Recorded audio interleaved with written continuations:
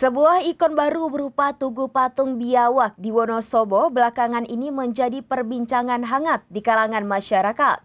Tugu ini menuai pujian karena kemiripannya dengan wujud biawak sesungguhnya. Inisiatif pembangunan tugu ini datang dari para pemuda Karang Taruna desa setempat dengan sentuhan artistik dari Arianto, seorang seniman kelahiran Wonosobo yang bertanggung jawab atas proses pembuatannya. Sebuah ikon baru berupa Tugu Patung Biawak di Wonosobo belakangan ini menjadi perbincangan hangat di kalangan masyarakat. Tugu ini menuai pujian karena kemiripannya dengan wujud biawak sesungguhnya. Inisiatif pembangunan tugu ini datang dari para pemuda Karang Taruna desa setempat dengan sentuhan artistik dari Arianto, seorang seniman kelahiran Wonosobo yang bertanggung jawab atas proses pembuatannya.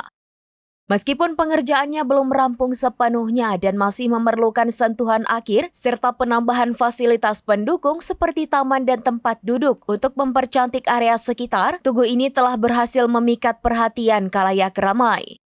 Banyak pengendara yang melintas bahkan sengaja berhenti untuk mengabadikan momen dengan berfoto di tugu yang kemudian dikenal dengan nama Tugu Kerasak Menyawak ini. Sejumlah informasi yang beredar di masyarakat menyebutkan bahwa pembangunan tugu ini menelan anggaran desa sebesar 50 juta rupiah. Menanggapi kabar tersebut, Kepala Desa Kerasak Supinah memberikan klarifikasi bahwa informasi tersebut tidaklah benar.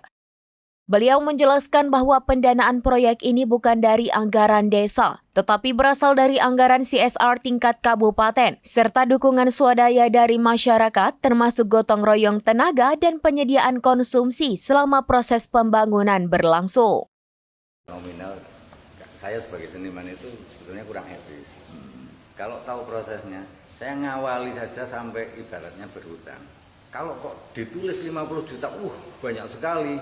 Padahal kalau apapun ketika berpikirnya tidak cukup.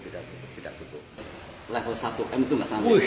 Kalau 1M Mas, saya akan membangun Wonosobo dengan artistik yang gigantik. Jadi saya sampai berpesan kok pada Pak Bupati, Pak, mohon maaf kalau membangun nanti jangan besar-besar Pak, anggarannya secukupnya saja. Itulah.